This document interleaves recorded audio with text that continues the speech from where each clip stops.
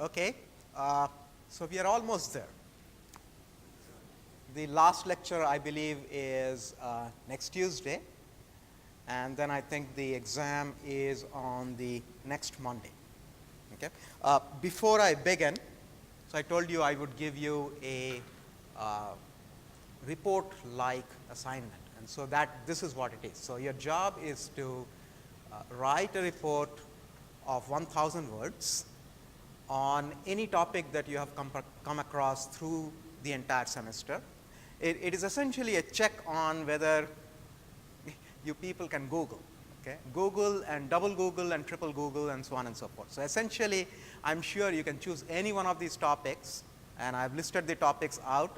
The email will be going out, I think, soon after the lecture is done, or maybe it's already going out. So it's the set of topics that we have covered. You can, of course, start by Googling that topic itself. You will get a bunch of things, and then your goal is to continue Googling in a, I would assume, a breadth first or a depth first fashion until you find out exactly what is going on in the field.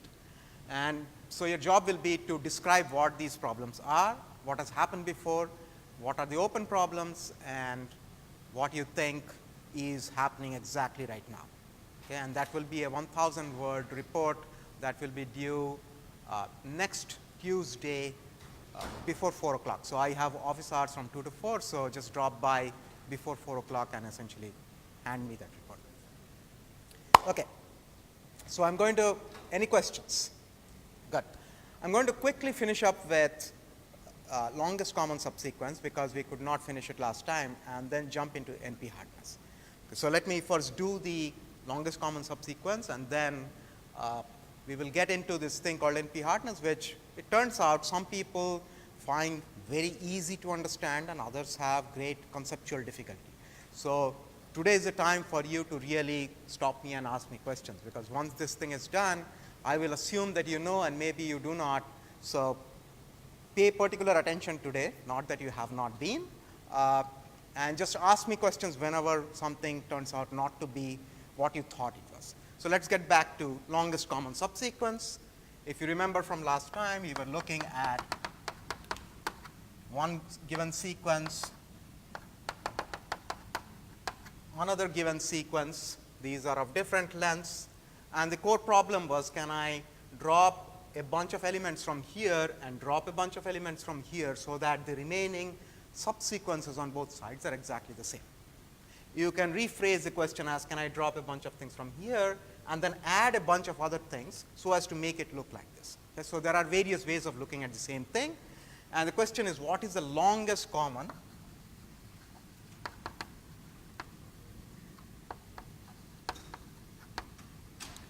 so of all the subsequences that you can create, which one is the longest? And we realize that if you start playing with the inside of these sequences, things can become terribly difficult. It's very obvious that if you were to look at all possible subsequences of this, you would have 2 to the power n such subsequences, likewise 2 to the power m such subsequences. And if you went about comparing in that manner, you would end up with an exponential brute force algorithm. And what we decided last time was that if you start from the back side, things can be simplified much further. So the recursive algorithm that we were suggesting was, this is the length of the longest common subsequence.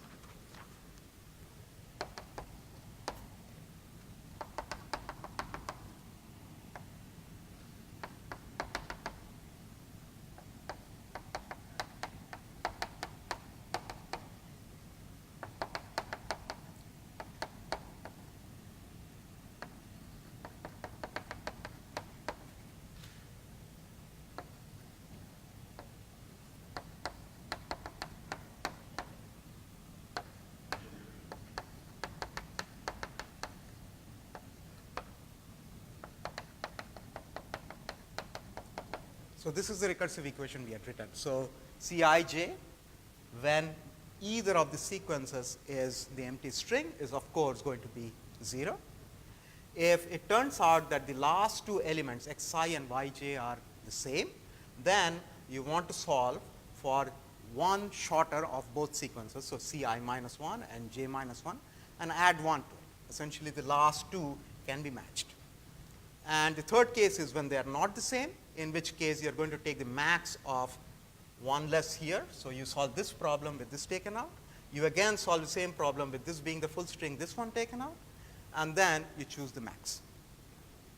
Okay, and now my goal is to show you that this recursive equation can be then implemented in a bottom-up fashion that is going to be essentially what we call dynamic programming that will solve the problem in polynomial time. So here's the algorithm for you.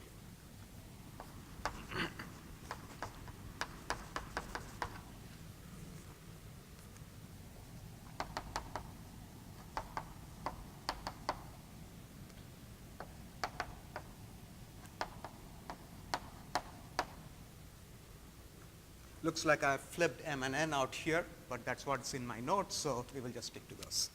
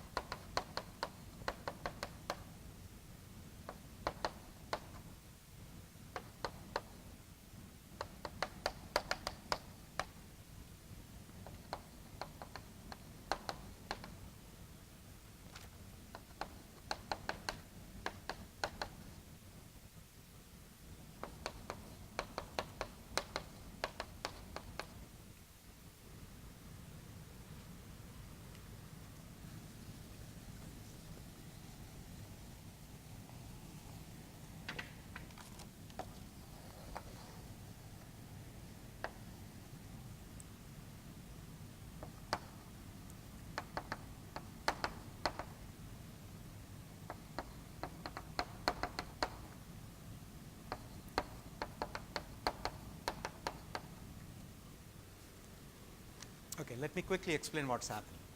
So you set up the lengths to be appropriate. Okay, so x is of length m, y is of length n, and this piece out here, all it is doing is it's initializing a particular array. So it's essentially saying that if one of the sequences is of length 0, then the longest common subsequence between that empty string and the entire string is just 0. And you do the same thing for the other string too. Okay, so what you're looking at is solutions for all possible longest common subsequences of any one of these strings with starting from where it is and stop someplace else. So you're trying to solve for all such problems. Okay, and essentially a solution, the next solution is going to look at the previous solution and plug the value out. If you look at the recursive solution that we gave, we were essentially saying that in order to solve this final problem, look at one shorter here, one shorter here, if these are the same, or look at one shorter here with this full, one shorter here with this full, and find the max solution. So that was the recursive solution coming from the right side. The way to do it using dynamic programming essentially would be to just flip the whole story and ask, can you solve each of these problems, one shorter and one of all possible lengths, and then build the solution from the bottom to the top. Is that making any sense? How many here do not at all follow what I'm saying? How many here follow what I'm saying? Okay, pretty good. So this is just initialization, And then all you are doing is you have a double loop. So this is order m times n. And essentially you are repeatedly asking the following question: are xi and yj the same? If they are the same, then C is said to be one more than the Ci minus 1, j minus 1. And then you have this peculiar thing called Bij. I'll explain what this thing is in a moment's time. Or if they are not the same, then you have two cases. One where you have Ci minus 1 j greater than Cij minus 1. And the other case is when Ci minus 1 j is less than Cij minus 1. So in the first case, you set Cij to be Ci minus 1 j and put Bij to be this peculiar arrow, or you just do just the opposite and set B to be this arrow. The point about B is essentially to be able to recreate your entire sequence at the end. Okay, so there are two pieces to this. The C is essentially saying what is the length of the longest common subsequence. It is not telling you what the longest common subsequence is. The way to find what the longest common subsequence is through the use of the Bij's. What the Bij does is it either says I got the answer in this particular case from there, one less both, or it says that I got the answer from above or I got the answer from the left side.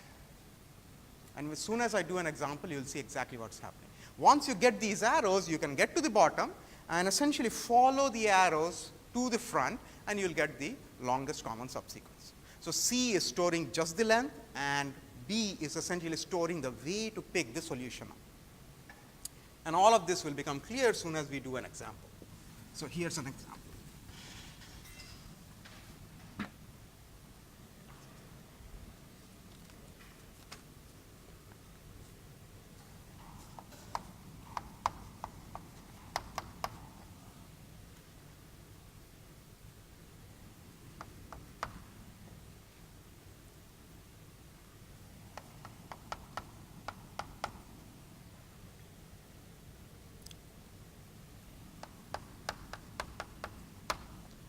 Okay, so we are going to run that algorithm on these two sequences. Very clearly, 6 letters in that and 7 in the other. Okay, and we essentially have to solve for the longest common subsequence over this. And as the algorithm essentially tells you, build yourself a big table first, the Cij tables. So I'm going to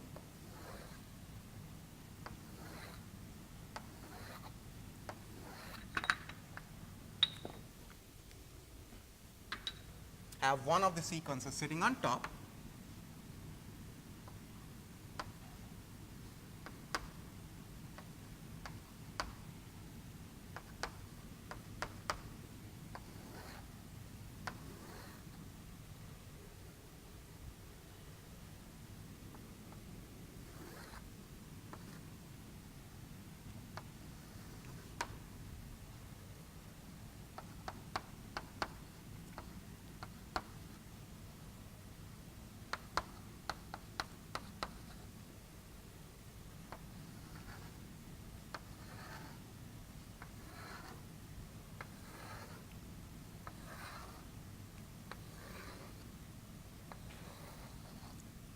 okay, so here's the table we have created.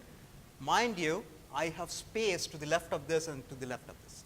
So essentially, this is where I'm going to assume the empty string and match one of them with the empty string on the one side, one of them with the empty string on the other side. What does this table say? This table says the following. If I were to pick a location here, it is saying the solution here is the longest common subsequence between ABC and BD. Likewise, you choose any position here, it's the longest, let's choose something else. So this point is essentially the longest common subsequence between ABCBD and BDCA. And essentially, you are going to fill from the top left all the way to the right. Right? The recursive solution was saying, to find the solution here, you need to ask first of all whether this element and that element are the same. If they are, then get the solution from here, add 1. otherwise get from here or here depending upon which solution is correct. So you have a three-way look, right? So at any location, you want the solution from this, this, and this, and based on what the elements are, you're going to solve the problem. This is clearly why we are using dynamic programming. Do you see why we need to use dynamic programming here, why it is cheaper? Anybody here is going to be looking at these three solutions.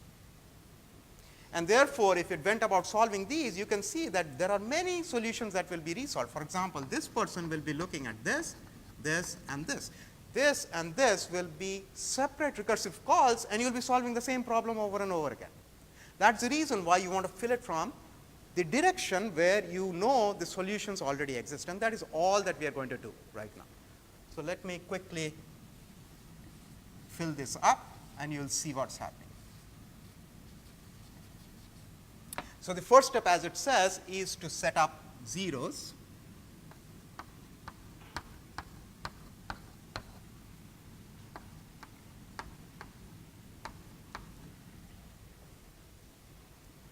That basically says, so this location is what is the longest common subsequence between empty and empty, empty and B, empty and D, empty and BDC, empty and BDCA, and so on and so forth. So one side is empty, likewise the other side is empty. Immediately we can fill in zeros because one side is empty.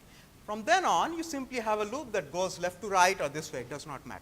Okay? So this one is, the question being asked is A and B the same? They are not, and therefore you now have to look on your left and to the top and see which one is larger and just pull that in. So in this case, they are both 0, it doesn't matter, I'm just going to pull that guy in and I'm going to put an arrow that way. A and D are once again different, so look left, look up, I'll just pull the number from top. A and C are different, look left, look up, once again they're both the same, I'm going to pull the solution from above. A and A, for the first time, they're the same. So now you're forced to look at diagonal element, 0, add 1 to it, and say that you got it from there. A and B are different, and so you look up, look left, the one on the left is larger, you get it from the left. A and A are once again the same, so you have to look at the diagonal, you add 1 to it, and you have a diagonal. B and B are the same, so 1 plus that, there you go. B and D are different, but 1 is larger, which is on the left, so you got it from the left.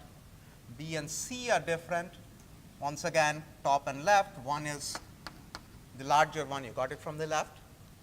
B and A are different. Now, once again, both of these are the same, and so it does not matter which one you get it from. Let's say that we get it from the top. B and B are the same. So now you have to look at the diagonal element, so that gives you a 2, and you get it from the diagonal. B and A are different, and therefore you look at top and left, 2 is the larger one, you get it from the left. C and B are different, so you look and get 1 from the top. C and D are different, they are both the same, so it does not matter which way you go. Let's just go from the left. C and C are the same, so you're now going to add 1 to that and get it from the diagonal. C and A are different, 2 is the larger one you got from the left. C and B are different, again, once again, both of them are 2s, and therefore it does not matter which one you bring it from. C and A are different, once again, both of them are 2s, it does not matter which one you bring it from. B and B are the same, so you get 1 on a diagonal. B and D are different, I'll just take it from the left. B and C are different, 2 is larger from the top. B and A are different, once again it doesn't matter which one. B and B are the same, so 3 this time from a diagonal. B and A are different, but now 3 coming from the left. D and B are different, one from top, B and D are the same, D and D are the same, so 2 diagonal. D and C are different, doesn't matter, we'll go with 2 from above. D and A are different, doesn't matter, we'll go from 2 from above. D and B are different, 3 is the larger one, we get it from top, and D and A are different, once again doesn't matter, we'll get 3 from the left. A and B are different, we'll get 1 from above. A and D are different, we are going to get 2 from above. A and C are different, doesn't matter, we'll take 2 from the left. A and A are the same, so we now get a 3 from the diagonal. A and B are different, doesn't matter, we'll get 3 from above. A and A are the same, so we are now going to get a 4 with a diagonal. And final line, you have B and B are the same, and therefore we are going to get a 1 from a diagonal. B and D are different, 2 comes from above.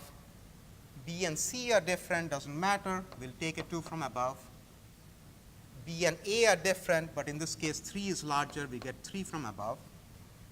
B and B are the same, we get a 4 diagonal. And B and A are different, does not matter, we can get a 4 from the left. We have filled out this table, and you are now allowed to start from the bottom right and simply trace your way according to your arrows, and you'll get your solution.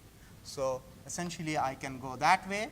This is the first match, second match.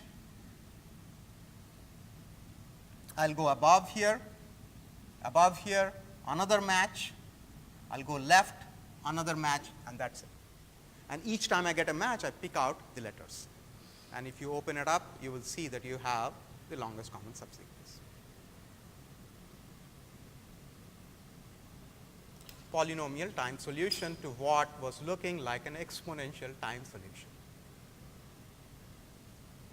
Okay, it's a very nice place to stop, because we have just produced for you a polynomial time solution to what on the surface looked like an exponential time solution, and then even when you wrote your recursive solution down, it still looked like it could take exponential time. The only reason was that you would be solving the same problem over and over again, and here is another example of dynamic programming. Any questions? Yes.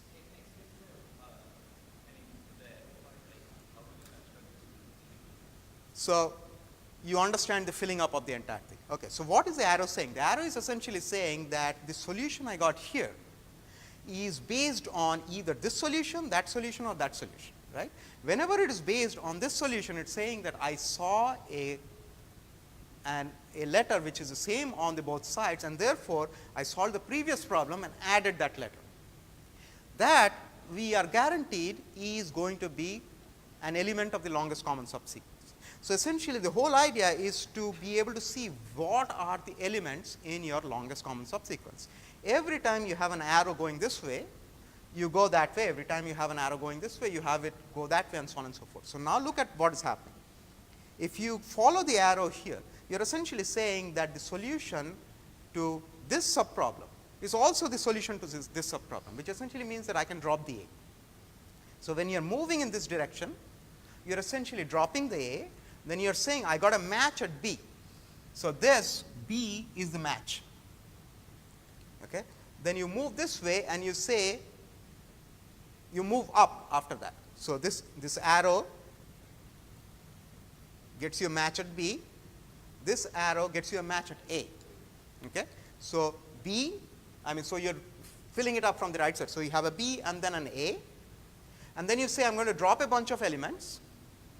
Then I got a match at C. Then I drop a bunch of one element, and then I get a match at B.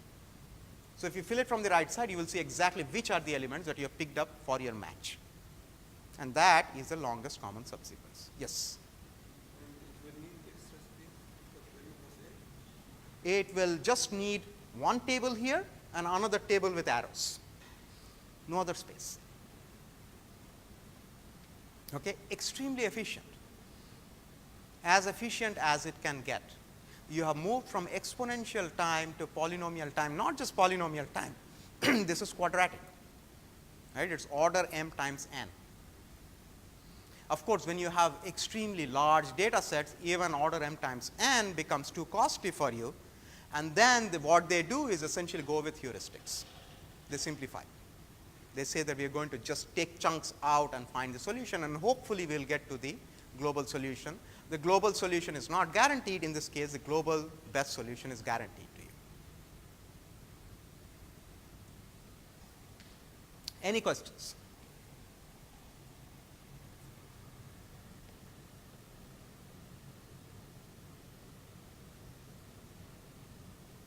Okay. So, we seem to have an obsession with polynomial time.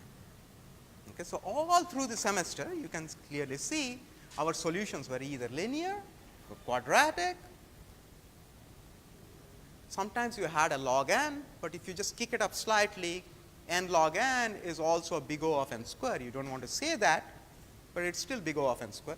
All our algorithms in our head seems to be either dealing with these n, n square, n cube, and so on and so forth. Every so often we have a log, and then it looks like we seem to be solving every. So, if you were sitting in this course, you would basically say, well, then it is very likely that all problems have polynomial time solutions.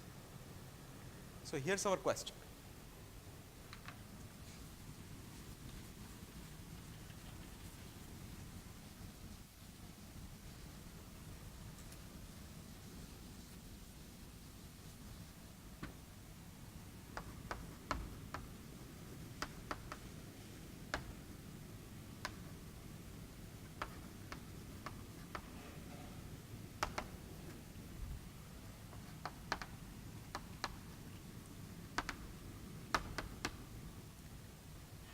Do all problems have polynomial time solutions? Well, clearly, now that you have experienced the problems out there, you know that there is at least one problem that does not have a polynomial time solution. Let me rephrase the question for you. It is not that do I know of a polynomial time solution to a problem. That is not what I am asking. What I am asking is, do all problems in theory have polynomial time solutions, by which we mean maybe we have not come across it, we have not produced that smart person yet, but maybe that problem has a polynomial time solution. So, in order to be able to break this, you will have to give me an example for which you know that there is no polynomial time solution. Can you think of something? A well defined problem for which there is no polynomial time solution. Okay, so now I have thrown you for a loop, because until now you were thinking that I will just pick up some problem for which we do not know of a polynomial time solution. Yes. Okay, so let us not even go there. So, that is a very trivial way of doing it, but I will give you a problem that we came across at the beginning of the entire semester. The halting problem, where very clearly it cannot have a polynomial time solution simply because it cannot have a solution. So, we said that there is no algorithm that can code for the halting problem. If you want to remember h x comma y, the question was, does y input to the program encoded by x halt? So, does this program halt on this input? And very clearly this was the answer was 1 or a 0, depending upon whether this one halts on this or does not. And we proved, I think in the first lecture, that there is no algorithm that can code for this problem. So, we can now slightly change the problem and say, can all solvable problems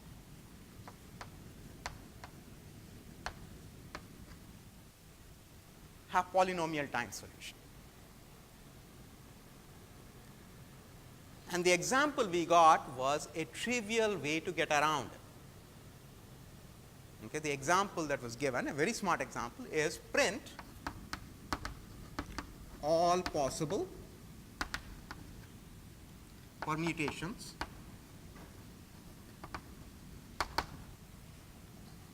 of 1 through n. Why is this not solvable in polynomial time? There are exponentially many answers that you have to print out.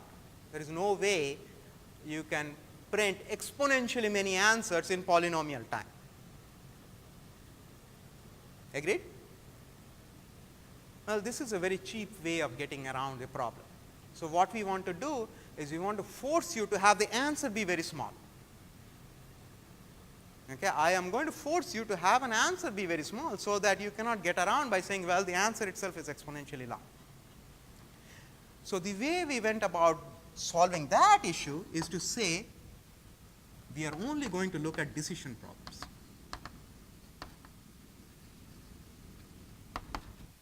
Okay, this is a very strange way of restricting things for people who are not accustomed to this field, for people who have come to computer science from the theory side.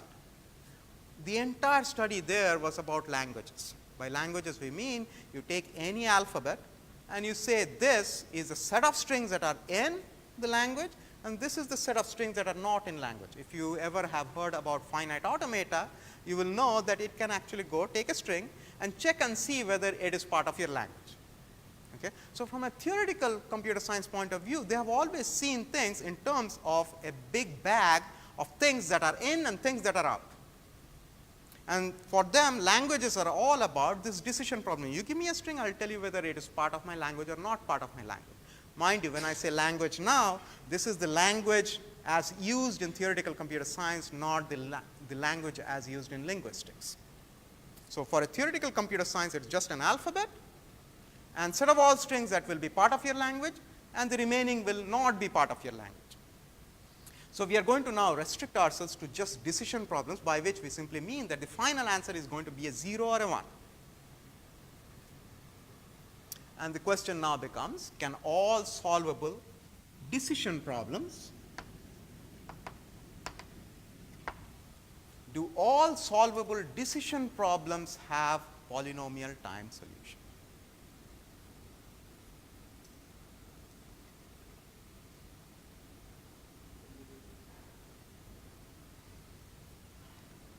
Once again, do all solvable decision problems have polynomial time solution?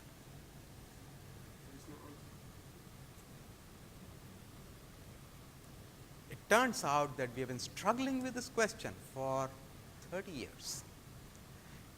You either show me that there is no answer, or you show me that the answer is yes, or you show me that the answer is no. Well, you cannot say that either one of these is the case, and we as a field do not know which way to go. This is, as I will explain to you, the problem between P and N. Okay? We have been stuck with this one problem. Do all solvable decision problems have polynomial time solutions? And the exploration of this is essentially what has happened to theoretical computer science over the last 30 years. An enormous amount of work has been done, progress has been made, but the answer still seems elusive.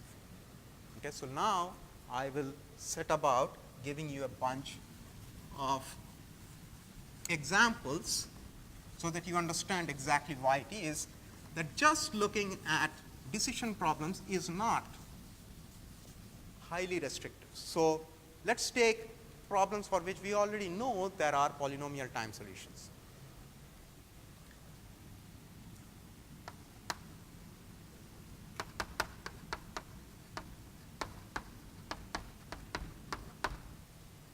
Okay, so here's a problem, shortest path, we have solved it. You will be given a graph, you will be given a node U, you will be given a node V, find me the shortest path. Clearly, it looks like it does not fall in the framework. Okay? So these things are called optimization problems.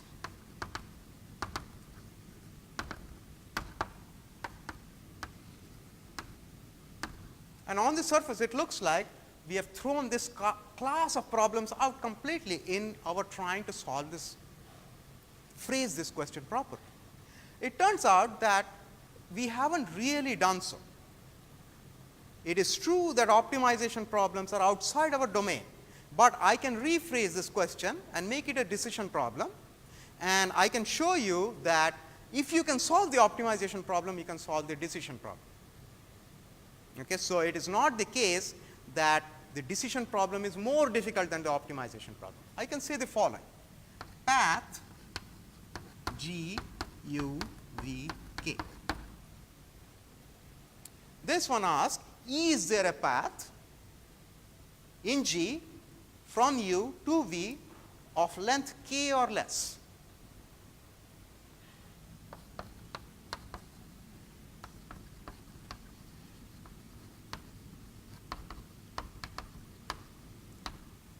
How would you go about solving this problem?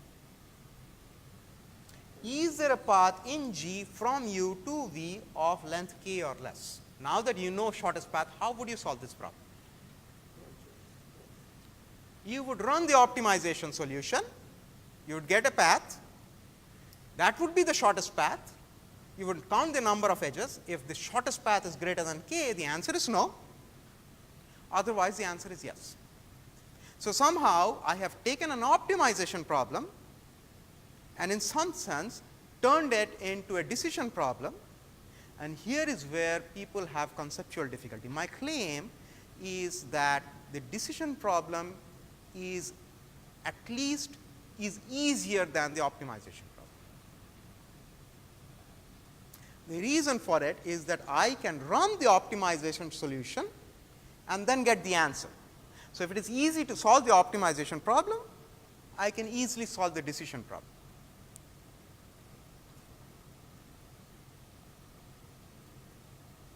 Okay.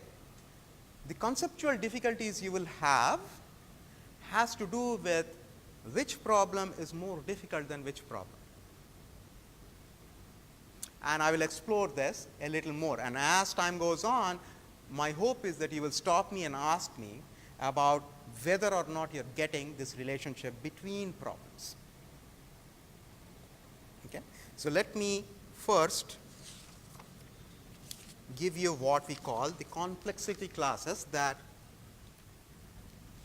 the base complexity classes that we take for granted.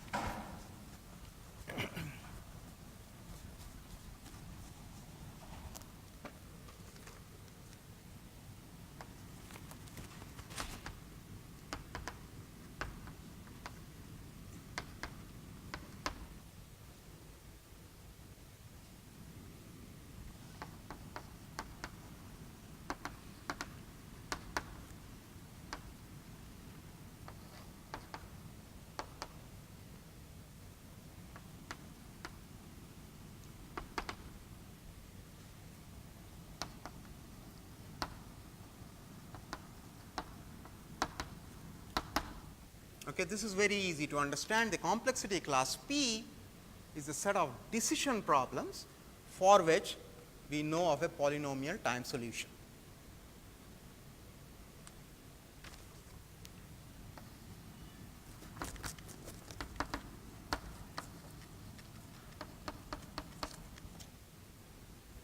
NP does not stand for not P.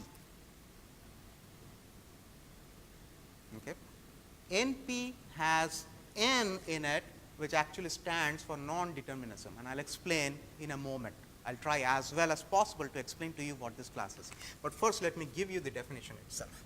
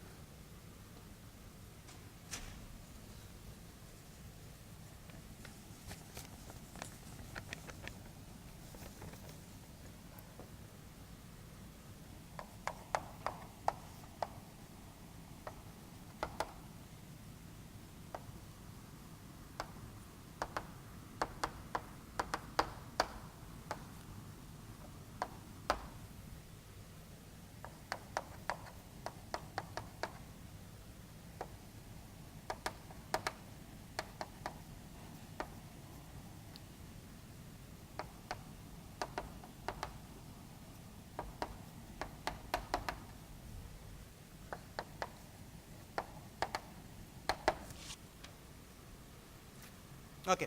Are you first of all clear about the class P? Any questions about the class P, the complexity class P? It is a set of all decision problems for which you know of a polynomial time solution. Okay. So, if I give you a problem, you can guarantee that it is in P, or you can say that I do not know. You say that I do not know when you do not know of a polynomial time solution, one might just come about. Okay. It is not the case that simply because you search through the book and say that, okay, I could not find a polynomial time solution. Can you say that it is not in P? For it to not be in P, there cannot be a polynomial time solution. That is a very difficult thing to show.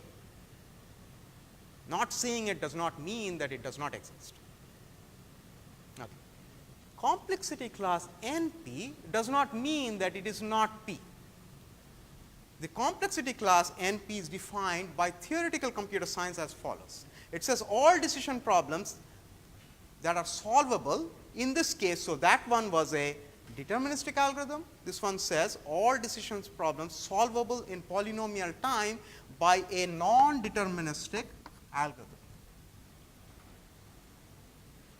That one is solvable in polynomial time by a deterministic algorithm. This one is solvable in polynomial time by a non-deterministic algorithm. A non-deterministic algorithm is not an algorithm that tosses coins. It is not something that does things randomly. Okay, so, it is best for you not to focus on this definition, because there are other definitions that when I describe, you will understand what it means for it to be non-deterministic. Non-determinism is very much like those little stickers you see on the back of cars. If anything can go well, it will. Okay, let me explain what I mean by that. That definition turns out to be equivalent to this definition. This definition says that you can solve it in polynomial time using an oracle and a deterministic algorithm. Okay, so, what is an oracle? An oracle comes from the Greek times. It is like a godly creature that most importantly is benevolent. In other words, if it can push you in the right direction, it will push you in the right direction. It is this magical creature that knows the answer in some sense, and therefore, as you are trying to solve your problem, you get affected by this thing. So, when you are coming to make choices, should I go left or should I go right, you ask the oracle and the oracle tells you, and the oracle is benevolent, by which we mean that the oracle is not going to mess you up. And it might turn out that even this definition is very difficult for you to understand, in which case we go with the third definition, which is once again equivalent to the first two definitions, which is the one that is used in algorithms mostly. But mind you, once you get used to these definitions, they will all look the same to you in your head. But early on, it makes every bit of sense to actually stick to just this definition and leave those two definitions out of your head, so that you do not get confused. You do not want confusion early on. You want to eat things slowly. Okay. This one says all decision problems, and look what happened. We were going with solvable. This one says verifiable. So, P is the set of all decision problems that are solvable in polynomial time. NP is the set of all decision problems that are verifiable in polynomial time. What does that mean? It means that, and if you look at the example that I gave you, so path G U V K. This was a decision problem very clearly. Now, we can clearly see that it is part of complexity class P. Why? Because it is solvable in polynomial time. How do you go about solving it? You run an optimization algorithm that we know of that actually gives you the shortest path from U to V. You then check against K, and if the shortest path is longer than K or bigger than K hops, then the answer is no, otherwise the answer is yes. Agreed? So, this problem is clearly solvable in polynomial time. Agreed? Any questions? Okay. I will now show you that this problem also lies in NP. It is verifiable in polynomial time, by which I simply mean the following. You will be given a certificate, and that certificate, soon as you verify, you will be able to answer in yes or no correctly. Your job is to find out what that certificate should be. So, I am allowing you to do something else. I am allowing you to not solve the problem. I am allowing you to do something that looks like it is a little simpler. Is there a solution I can give you that you can verify? And soon as you verify, you can give me the answer yes. What would that certificate be? Yeah?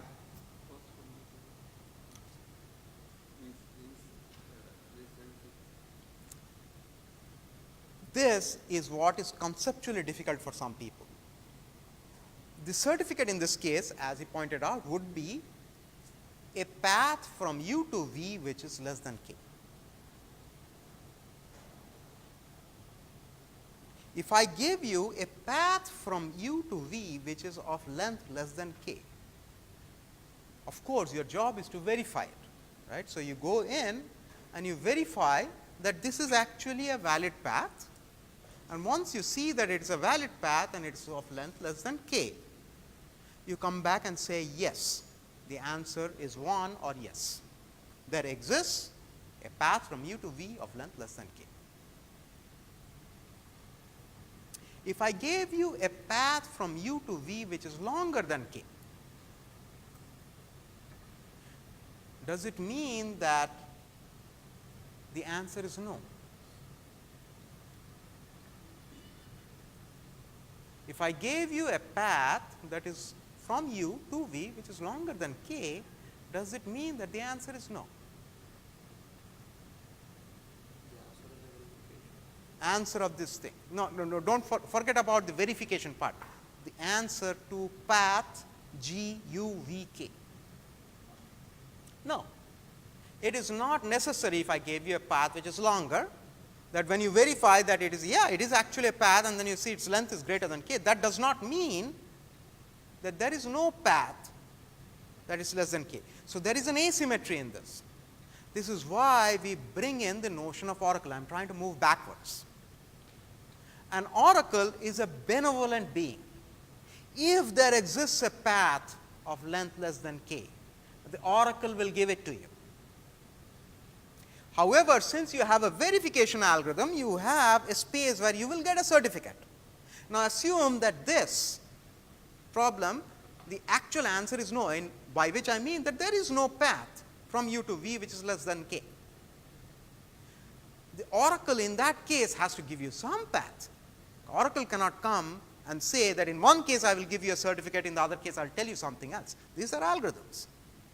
In that case, the oracle essentially gives you a path which is longer than k, and therefore, this very peculiar kind of algorithm actually simply runs through the string. If it turns out to be less than k, then answers yes. If it turns out to be greater than k, it answers no. This would not work if the certificate were not given by an oracle. If a human being were to come and give it to you, and if the human being were not forced to be benevolent, then it would be a wrong algorithm. Are you getting it? So, a problem I have shown you is not only in P, it is also in NP. So, here is a problem that is in P as well as in NP.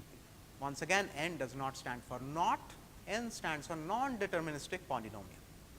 P is polynomial time, NP is non-deterministic polynomial time. Okay.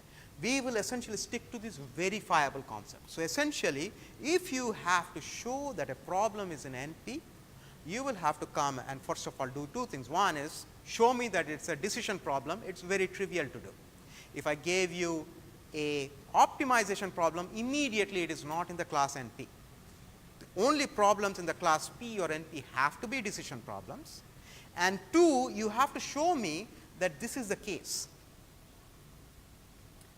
by which I mean that you will have to be able to give me a verification algorithm. You will have to tell me what the certificate is, and 2, you will have to show me that that certificate can be verified in polynomial time.